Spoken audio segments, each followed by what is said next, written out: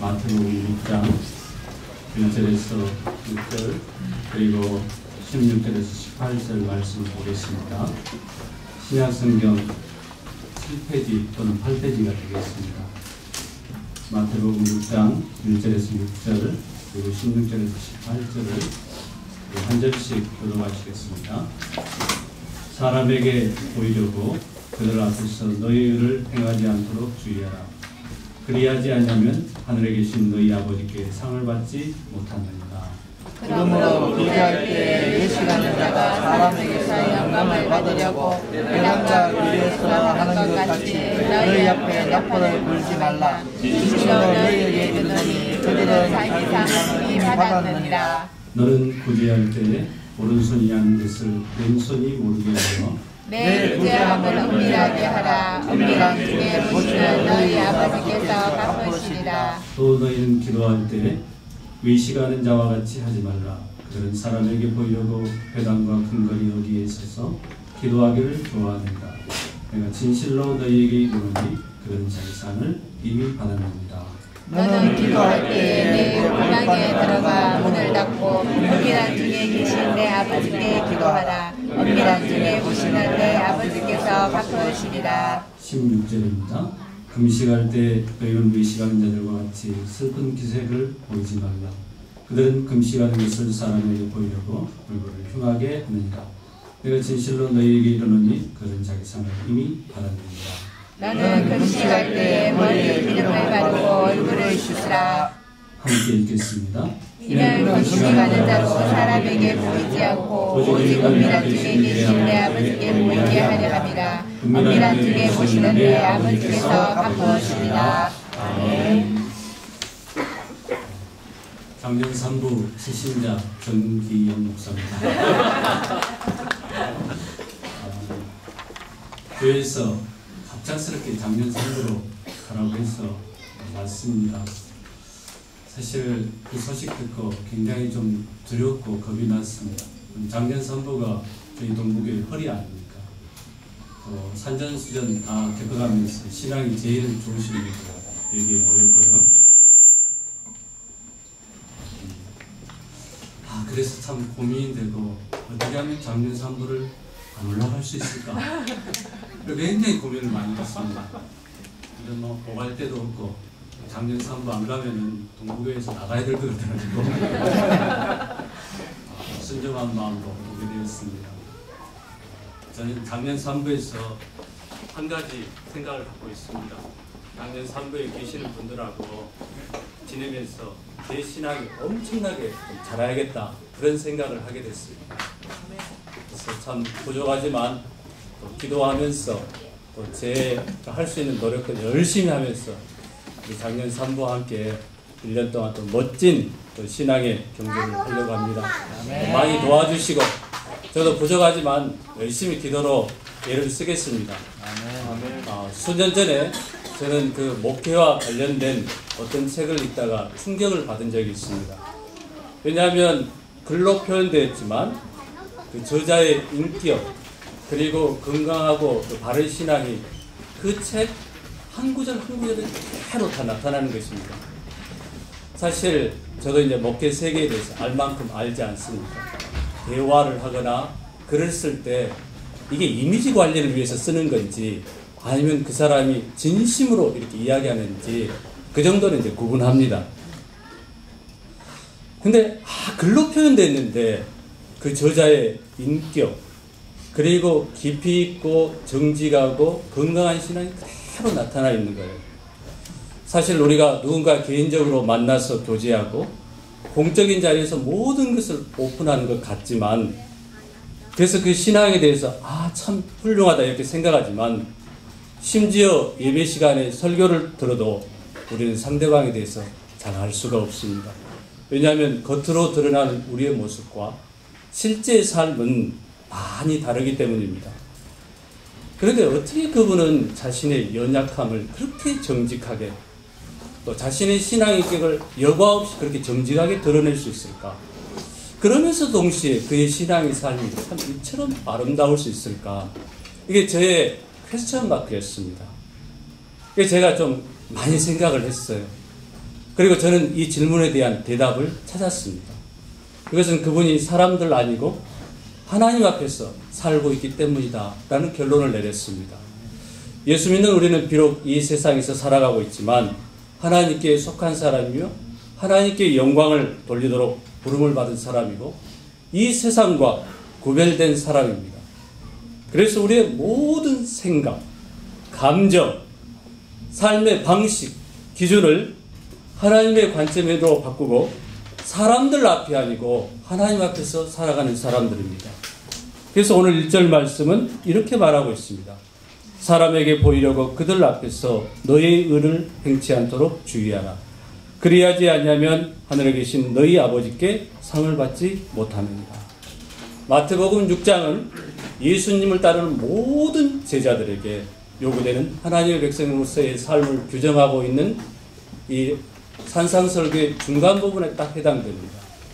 1절에서 18절까지는 하나님과 나와의 지극히 사적이고 개인적인 경건을 다루고 있습니다. 그리고 19절에서 34절은 하나님의 백성으로서 우리가 이 세상 가운데서 살아가는 삶, 다시 말해서 우리 삶에서의 경건을 다루고 있습니다. 예수님 당시의 경건을 드러내는 방식은 세 가지였습니다. 구제, 기도, 금식이었습니다. 그런데 구제와 기도와 금식은 우리가 하나님과 바른 관계에 있을 때 최고로 축복되고 가장 아름답고 능력있고 복된 것입니다. 그런데 오늘 예수님 말씀에 의하면 이 당시 구제와 기도와 금식은 아주 외식이라는 중병에 걸려 있어서 마치 말기암 환자처럼 외식이라는 중병에 걸려 있어서 사람들 앞에서 자신의 종교적인 본능을 발산하는 종교적인 행위에 불과했습니다. 이것을 사도 바울의 지적에 의하면 경건의 모양은 있으나 경건의 능력은 없는 것이었습니다. 그래서 하나님 앞에서 참된 경건을 회복하는 유일한 길은 우리가 하늘에 계신 하나님 아버지 앞에서 살아가는 것입니다. 오늘 제가 첫 번째로 드릴 말씀은 하나님 앞에서 어떻게 구제와 기도와 금식을 하는 것이 바른 것인가 하는 것입니다. 좀 전에 말씀드렸다시피 구제와 기도와 금식은 우리가 하나님과 완벽하고 바른 관계에 있을 때 최고로 아름답고 능력있고 축복이 넘치는 너무나도 사활을 좌우하는 중요한 문제입니다. 가난한 사람을 구제하는 것은 구약시대 이래로 유대인의 종교적인 삶에서 굉장히 중요했습니다. 하나님께서 모세를 통해서 이스라엘 백성들에게 도무지 삶의 안전을 보장받을 수 없는 고아, 과부, 그리고 나그네를 특별히 돌보도록 명령하셨습니다. 그리고 너무나 놀라운 것은 예수님이 5,000명이나 모였을 때 오병이의 기적을 행하고도 12광주리가 남았지 않습니까? 이 오병이의 기적을 행하신 예수님께서 막달라 마리아나 요한나나 수잔나 같은 우리 여성 집사님들에게 죄송해요. 그 당시 기준으로 볼 때 너무나 보잘것없는 이 여성들의 그 작은 구제 헌금으로 살았다는 것입니다. 이처럼 하나님께서는 하나님과 바른 관계와 경건이 이웃에 대한 사랑으로 드러나기를 원하셨습니다. 그리고 기도는 인간이 지극히 거룩하신 하나님을 대면해서, 사실 우리는 하나님을 대면할 수 없죠. 근데 우리 같은 인간이 그 거룩하신 하나님을 대면해서 나의 생각, 나의 마음, 나의 감정, 그리고 나의 모든 필요를 당당하게 하나님께 알려드리는 것입니다.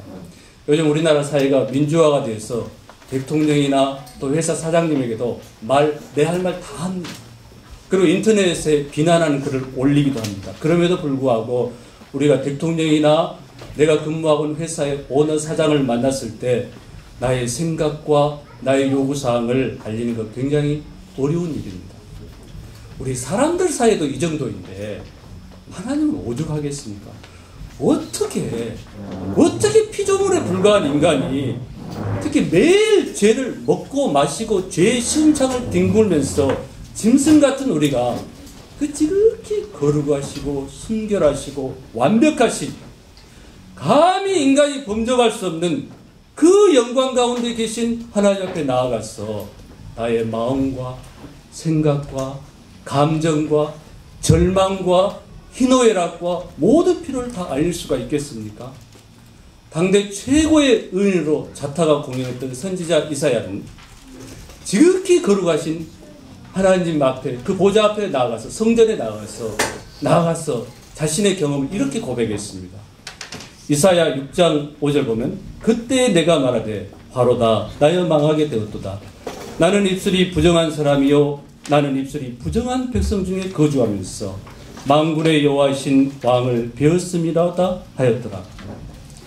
당대 최고의 의인으로 인정받았던 이사야가 거룩하신 하나님 앞에 나아갔을 때 자신이 얼마나 더럽고 추악하고 시궁창에 뒹굴고 있고 짐승 같았던지 단 한마디도 하나님 앞에 입을 열 수가 없었습니다.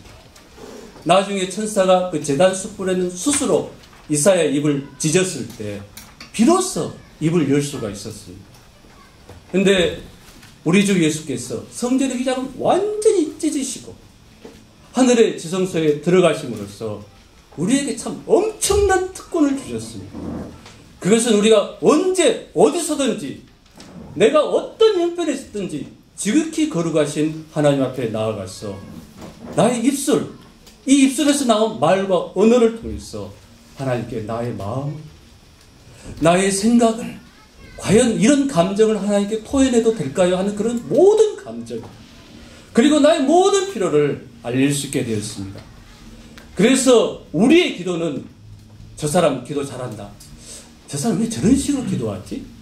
기도 못한다, 이런 다른 사람들의 칭찬과 판단과 비난에서 결코 좌우될 수 없는 하나님과 나와의 은밀하고 사적이고 배타적인 하나님과 깊은 교제의 시간, 여긴 어느 누구도 개입할 수가 없습니다.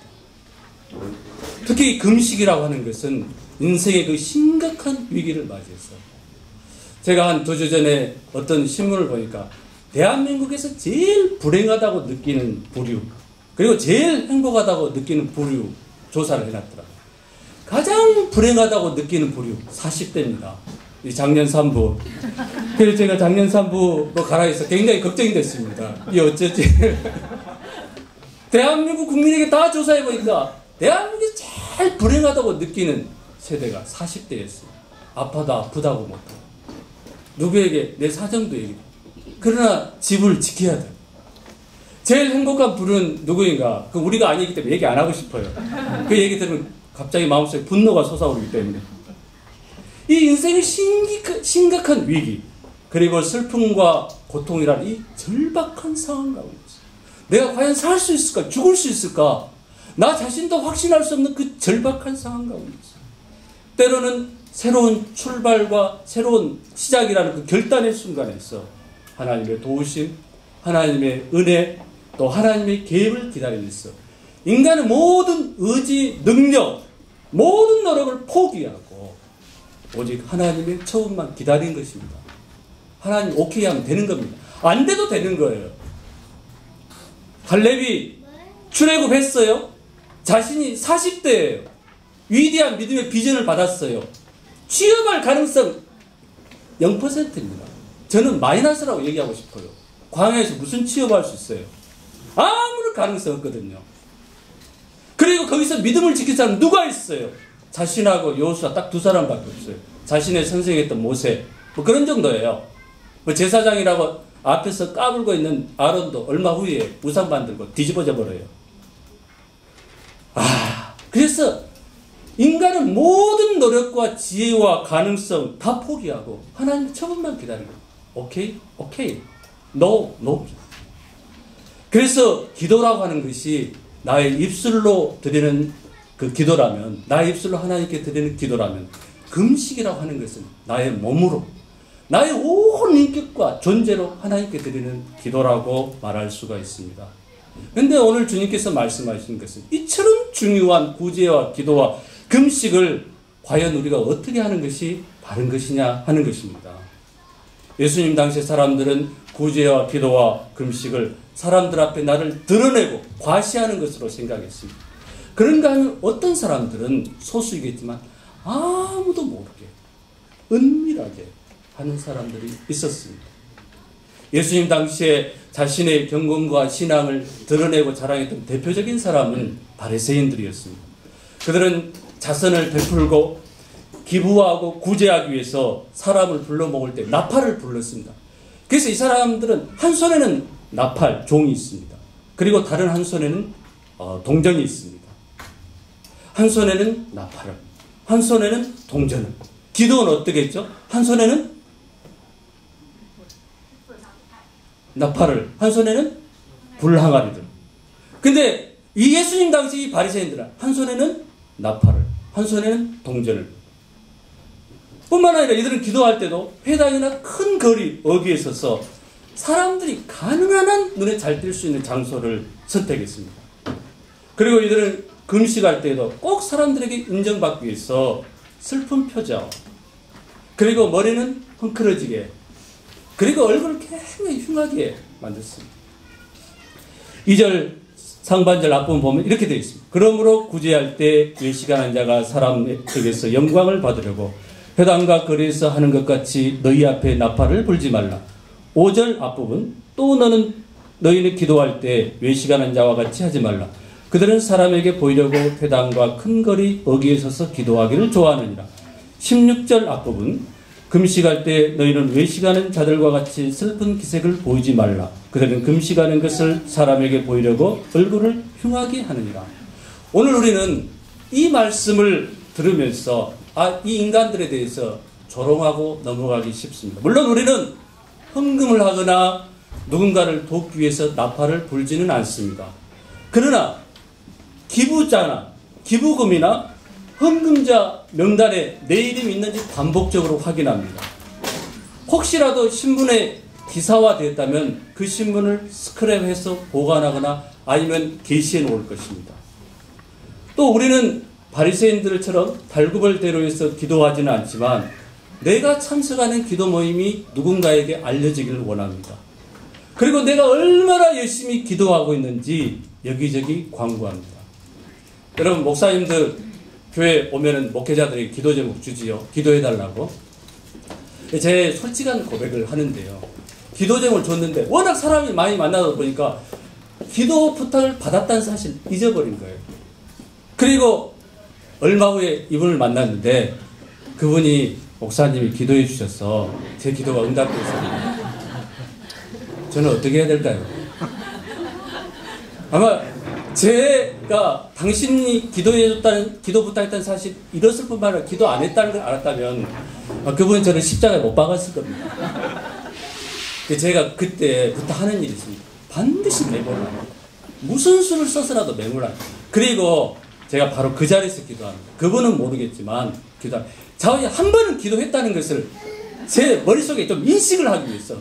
그리고 다음에는 꼭 기도합니다. 예. 그러니까 뭔가 하면은 내가 얼마나 열심히 기도했다는 것을 여기저기 광고하는 거죠. 또 우리가 슬픈 표정으로 머리를 이렇게 헝클어지게 하지 않고 얼굴을 흉하게 하진 않지만 내가 금식하고 있다는 것을 다른 사람이 알아주길 원합니다. 제가 아는 어떤 분은 자기가 금식할 때 혼자 금식하는 게 너무 억울했는지 자기 집에 있는 그 애완견도 꼭 금식에 동참하게 합니다. 근데 오늘 예수님께서 강조하신 가장 중요한 요점은 은밀하게 하라는 것입니다. 그래서 구제할 때 다른 사람에게 비밀로 해야 되는 것은 말할 것도 없고 내 오른손이 하는 것을 왼손도 모르게 하라는 것입니다. 내 오른손이 하는 것을 왼손도 모르게 할 정도로 자기 만족에 빠져서는 안 된다는 거예요. 3절부터 보면 너는 구제할 때 오른손이 하는 것을 왼손이 모르게 하여 내 구제함을 은밀하게 하라. 그런데 생각해 보십시오. 이 오른손 내 거거든요. 왼손도 내 거거든요. 이것도 내 손이고 이것도 내 손인데 내 오른손이 하는 것을 왼손이 모르게 하는 게 가능하겠어요? 불가능합니다. 어떻게 오른손이 하는 것을 왼손이 모르게 하는 것이 가능할까요? 그것은 하나님의 백성에게, 하나님의 자녀에게 과연 구제가 무엇인가 하는 것을 올바로 새롭게 이해하는 데 있습니다. 여러분, 이 세상에서 구제는 궁핍하고 도움이 필요한 사람들에게 나의 시간, 나의 재능, 나의 지식, 나의 소유 이런 것들을 기부하고 나누는 것입니다. 언제부턴가 우리 사회에 그런 바람이 불지 않았습니까? 재능 기부라든지 노블레스 오블리주와 같은 바로 그런 것입니다. 그러나 하나님 자녀에게 하나님 백성에게 구제는 그게 아닙니다.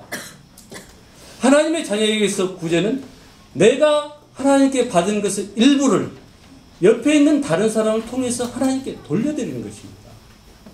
그래서 사도 베드로는 누군가가 봉사하려고 할 때 하나님께서 공급하신 힘으로 하라고 했습니다. 다시 말해서 내가 누군가를 돕고 봉사를 합니다. 예를 들면 주일날 교회 오세요. 굉장히 이렇게 추운데 밖에서 교회에서 준 그 하늘색 점퍼를 입고 저기 뭡니까 주차 관리합니다. 또 오면은 커피 타줍니다. 주고 해가지고 나눠줍니다. 여러 가지 봉사를 많이 해요. 그래 그런 얘기를. 저 집사님 대단하시다. 저 장로님 대단하시다. 저 목사님 대단하다. 실패입니다. 완전히 실패입니다. 하나님의 자녀는 내가 하나님께로부터 받은 것을 다른 사람을 통해서 하나님께 돌려드리기 때문에 내가 누군가를 돕고 봉사할 때 이것을 통해서 우리가 아니라 하나님께서 일하시는 것을 보게 해야 됩니다. 저 집사님, 저 권사님, 저 장로님, 저 목사님이 하는 거 보니까 하나님이 저 사람을 통해서 이렇게 일하시는구나. 정말 하나님 놀랍구나. 베드로전서 4장 11절 뒷부분을 보면 이렇게 되어 있습니다. 누가 봉사하라면 하나님이 공급하신 힘으로 하는 것 같이 하라. 이는 범사에 예수 그리스도로 말미암아 하나님이 영광을 받으시게 하려 함이니 그에게 영광과 권능이 세세에 무궁하도록 있느니라. 아멘. 뿐만 아니라 우리가 기도할 때도 가장 중요한 것은 은밀한 중에 계신 우리 하나님께 은밀하게 기도하는 것입니다. 앞서 말씀드렸다시피 기도라고 하는 것은 내가 지극히 거룩하신 하나님과 대면해서 나의 마음, 나의 생각, 나의 감정, 나의 크고 작은 모든 필요를 우리의 말과 언어를 통해서 하나님께 알리는 것입니다. 그래서 기도라고 하는 것이 다른 사람의 칭찬과 판단과 비난과 뭐 이런 것에 의해서 결코 좌우될 수 없는 하나님과 나와의 은밀하고 사적이고 배타적인 깊은 교제의 시간입니다. 여러분, 만약 내가 누군가 대화하는 도중에 내가 누구가 지금 대화를 열심히 하고 있어요.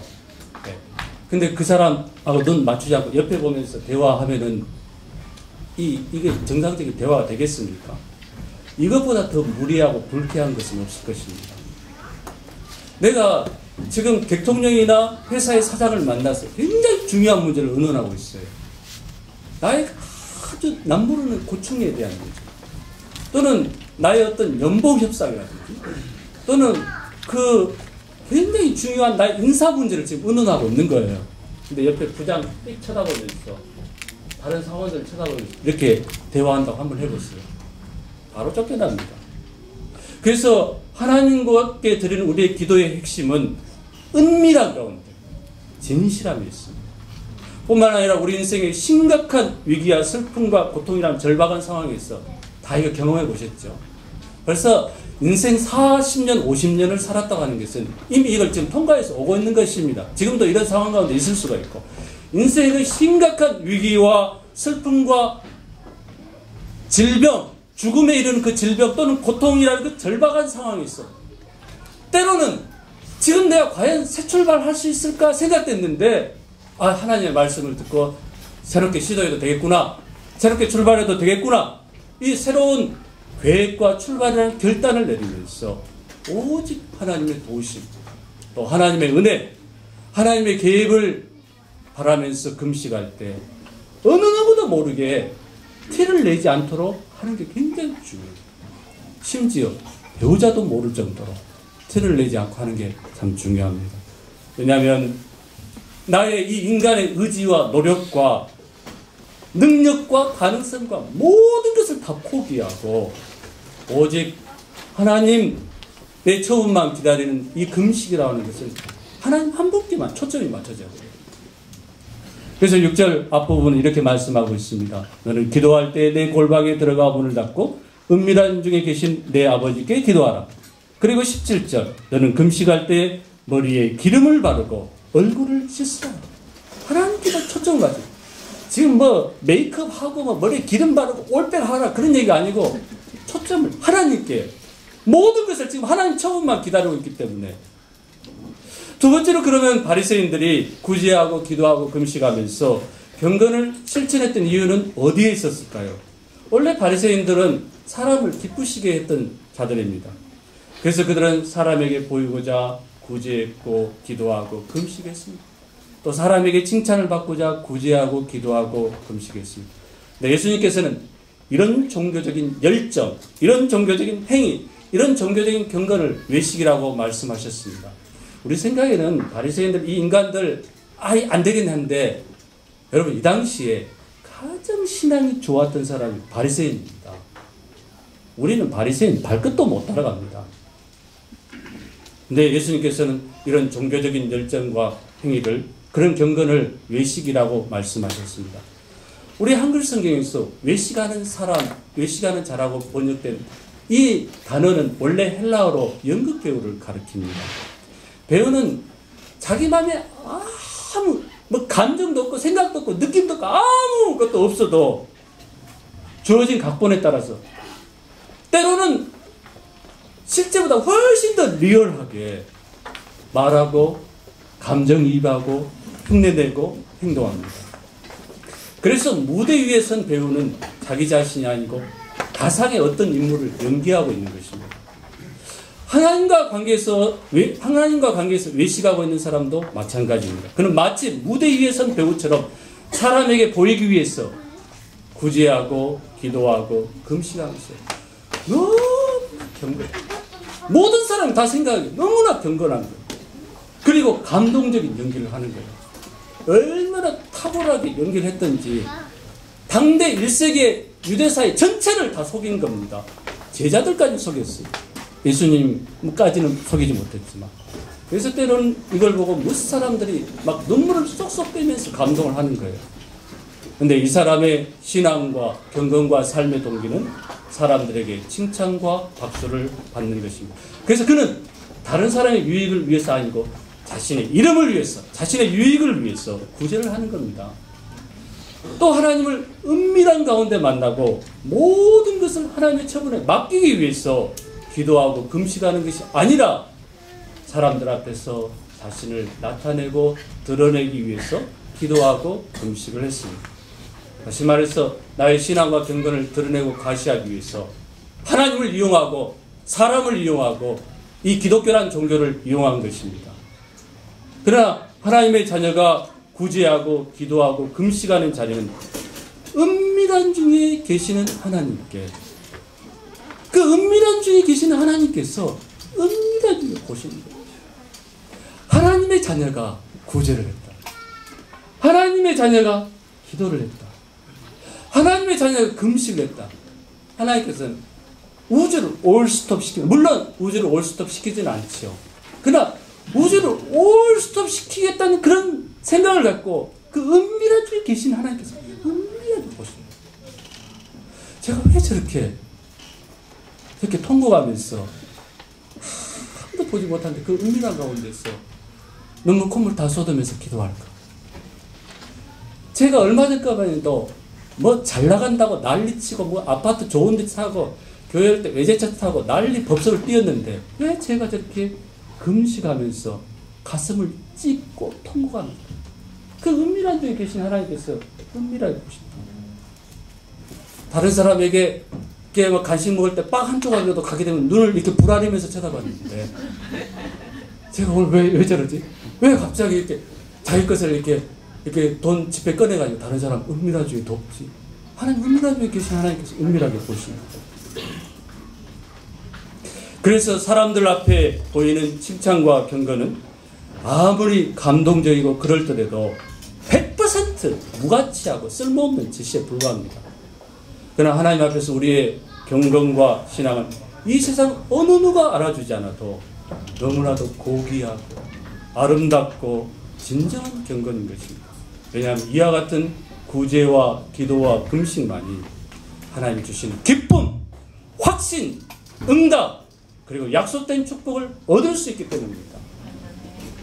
세 번째로 마지막으로 은밀한 가운데 보시는 하나님에 대해서는 전혀 개의치 않고 사람들 앞에서 힘써 구제하고 사람들 앞에서 힘써 기도하고 힘써 경건하면서 힘써 금식하면서 경건을 실천했던 바리새인들은 과연 어떤 상을 받게 될까요?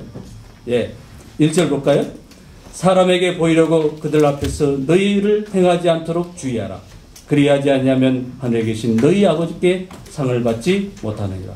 예수님께서는 그들이 하나님께로부터 받을 상이 아무것도 없다고 분명하게 말씀하고 있습니다. 이건 예수님의 말씀입니다. 물론 그들도 상은 받습니다. 그 상은 그토록 그들이 받기를 원했던 사람들의 박수갈채와 칭찬입니다. 사람들이 주는 상이죠. 여러분, 배우가 무대에서 공연이 끝났어요. 그 배우가 받기를 원하는 상이 무엇이겠습니까? 관객들의 박수갈채죠. 제가 30년 전에 영국의 로얄 발레단이 내한을 해가지고 세종문화회관에서 백주의 호수라는 그 작품을 공연한 적이 있습니다. 그때 저도 그 공연을 보고 굉장히 마음속에 감동을 받았습니다. 근데 그 당시에 주역을 했던 여성 수석 무용수, 이 프린시펄 댄서라고 하는데 그 여성 수석 무용수가 한 말을 지금도 잊을 수가 없어요. 발레가 너무 힘들어가지고 그만두고 싶을 때가 수도 없이 많았는데 그때마다 이 관객들의 박수갈채가 나로 하여금 일어서겠다. 백조의 호수 공연 끝나면 막 박수를 쳤어요. 그때 저도 미쳤는지 뭐 사인도 받았어요. 근데 이분이 하는 말이 그 말이에요. 내가 발레 그만두고 싶었는데 그때마다 이 관객들의 박수갈채가 결국 나로 하여금 또다시 일어서서 이 발레를 하게 했다는 거예요. 그러니까 배우에게 박수갈채는 마약과 같은 것입니다. 그러나 그것이 전부입니다. 박수소리 그치면 썰렁. 세종문은 아니라 썰렁합니다. 크고 춥고 외롭고 어둡고 절망이 감돌됩니다. 그래서 주님께서 이렇게 말씀하셨습니다. 그들은 자기 상을 이미 받았느니라. 한 번이 아니고 세 번씩이나 반복했어요. 2절 뒷부분 진실로 너희에게 이르노니 그들은 자기 상을 이미 받았느니라. 5절 뒷부분 내가 진실로 너희에게 이르노니 그들은 자기 상을 이미 받았느니라. 16절 뒷부분 내가 진실로 너희에게 이르노니 그들은 자기 상을 이미 받았느니라. 사람들 앞에서 구제하고 기도하고 금식하면서 자신의 종교적인 본능과 열정을 불태웠던 그러면서 경건을 실천했던 바리새인들은 그토록 받기를 원했던 사람들의 박수갈채라는 상을 받았습니다. 이제 그들에게 남은 건 뭘까요? 뭐겠습니까? 이제 그들에게 남은 것은 하나님의 심판밖에 없습니다. 그들은 이미 자기 상을 받았기 때문에 이제는 하나님의 심판에는 받을 상이 없습니다. 그러면 하나님의 자녀들은 어떤 상을 받게 될까요? 하나님의 자녀들은 은밀하게 구제하고 은밀하게 기도하고 은밀하게 금식했기 때문에 어떤 사람도 나를 알아주거나 칭찬해 줄 사람이 없습니다. 그리고 우리는 어떤 상도 기대할 수도 없고 받을 수도 없습니다. 그러나 우리에게는 은밀한 중에 보시는 우리 하나님이 계십니다. 그래서 하나님께서는 우리를 있는 그대로 100% 다 받아주십니다. 그리고 우리와 함께 하십니다. 그래서 우리는 다윗의 고백처럼 내가 사망의 음침한 골짜기로 다닐지라도 해를 두려워하지 않습니다. 왜냐하면 거기에 우리 주님이 나와 함께 하시거든. 내가 사망한 음침한 골짜기를 다닐지라도 나와 함께 하십니다. 뿐만 아니라 하나님은 거기서부터 나의 영혼을 소생시키십니다. 그리고 거기서 샘을 주십니다. 얼마나 엄청나게 샘을 주시는지 요나 같은 경우는 물고기 저 밑속에서 태평양 제일 깊은 무슨 저기 막 몇 미터 지점인지 모르겠어요. 그 물고기 뱃속 저 바다 밑속에서 어디까지 올라가면 하나님 보좌 위까지 올라가요. 그리고 그토록 우리의 줄인 배, 이 타는 목마름을 하나님 가득가득 채워주십니다. 그리고 하나님께 최종적으로 하나님의 영광을 보여줍니다. 아, 정말 어떨 때는 그런 생각이 들어요. 아, 이 미친 세상을 도대체 살 수가 없을 것 같아요. 믿음 갖고도 도대체 못 살겠어요. 뭐 예배 드려도 안 돼요. 정말 하나님의 영광을 한번 보고 싶어요. 살다 보면. 아, 그 타는 목마름인데 하나님 그 영광을 보여주세요. 믿음의 눈으로. 하나님 영광을 바로 내 눈앞에 보여요.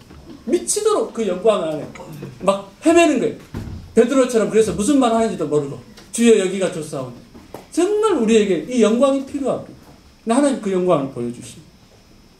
그래서 주님께서는 이 세상에서는 도무지 알 수 없는 능력과 기쁨과 평화와 자유를 우리에게 선물로 주십니다.